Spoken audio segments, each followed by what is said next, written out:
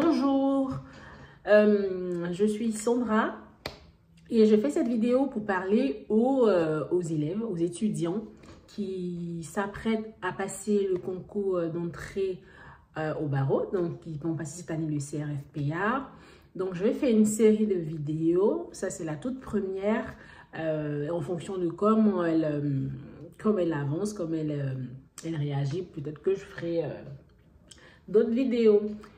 Donc cette première vidéo va porter sur le choix de son IEJ et le choix de sa prépa. Comment on choisit son IEJ ou sa prépa et sa prépa? Premièrement, est-ce que le choix d'une prépa est nécessaire ou pas? Je dirais oui. On a répondu à la question du choix de bénéficier d'une prépa ou pas. On va passer à la première question. Donc, au premier point de cette vidéo, qui est le choix de son IEJ. Comment moi j'ai choisi mon IEJ? Moi, j'ai choisi mon IEJ en raison de deux. Je crois que j'ai fait un benchmark, j'ai regardé sur les sites, sur Google. Google est mon meilleur ami. J'ai regardé sur Google les IEJ, parce que je suis en région parisienne. Les IEJ présentent en région parisienne.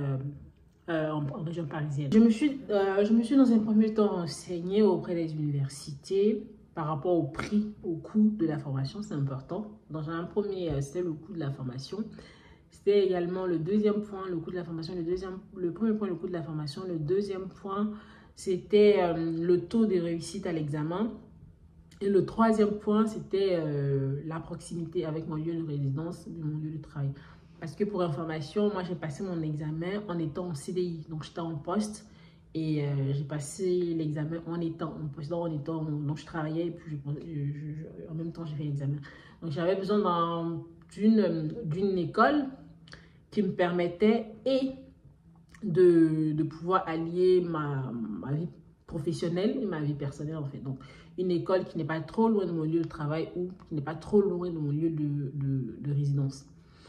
Donc le choix il était vite fait parce que l'université de Paris 5 a une bonne réputation parce qu'il y a il y a un bon taux de réussite. Je crois que c'est plus de 50%.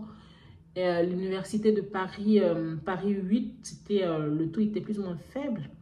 Et enfin, il y avait l'université de Paris-Créteil où le taux était relativement correct, en tout cas au-dessus de la moyenne. Donc, on était à 38-35% de façon générale par année. Donc, je trouvais que l'université de Paris-Créteil était pas mal.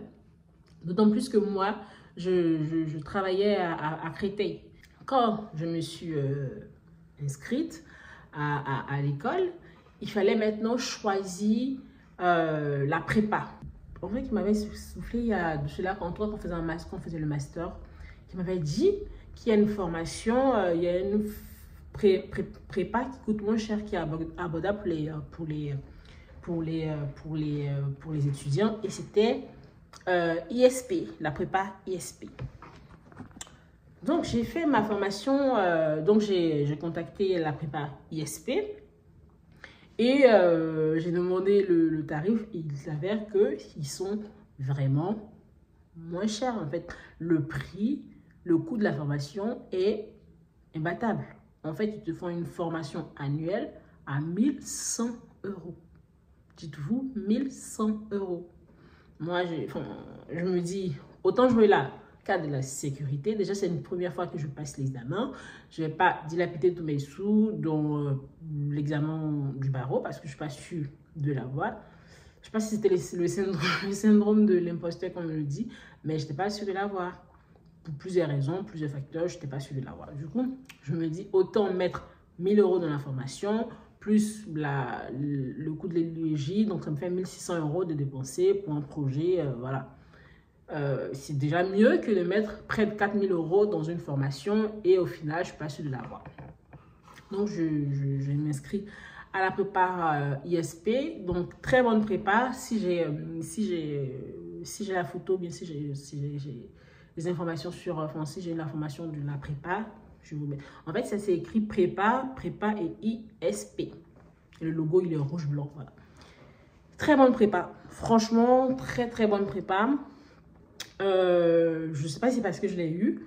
J'ai eu grâce à cette prépa et en plus, j'étais en formation. J'étais en poste. Donc moi, j'ai pris une prépa annuelle avec la prépa ISP. Donc 1100 €, qui a commencé en janvier 2024 et s'est terminé en juillet 2024 pour les écrits en tout cas, et après on enchaîne pour les euros. Pour 1000 €, je pense qu'on est bien servi et puis ça vaut largement ce que ça vaut parce que moi je l'ai utilisé, j'ai passé par la prépa ISP en une fois et en une fois je l'ai. Je peux dire que du bien de la préparation, de la prépa ISP. Et puis en plus, eux ils font par mois, enfin, par an, chaque année ils ont un taux de réussite de 60 à 70%. Voilà, c'est ce que j'avais envie de façon pêle-mêle. Je n'ai pas préparé en contacter la vidéo, mais pour une personne qui envisage de se lancer, normalement, on est en janvier 2025. Si tu souhaites passer en janvier le CRFPA en 2025, normalement, on se dit que tu t'es déjà inscrit. Et que tu t'es déjà inscrit, que tu as déjà ta prépa. J'ai fait le tour de la première vidéo, donc c'est là de façon pêle-mêle, hein, comment choisir son IEJ et sa prépa pour le CRFPA. De façon pêle-mêle, je ferai d'autres vidéos où je vais expliquer comment faire, comment appréhender, comment réussir son examen du premier coup, les tips, les petits conseils pour pouvoir réussir. En tout cas, je vous le souhaite. En tout cas, si c'est ce que vous voulez faire, je vous le souhaite et j'espère vraiment qu'en décembre prochain, vous soyez parmi les élèves avocats comme nous. Bisous, c'est la fin de la vidéo. Si vous avez aimé, n'hésitez pas à laisser un like et à commenter et à me suivre. Merci.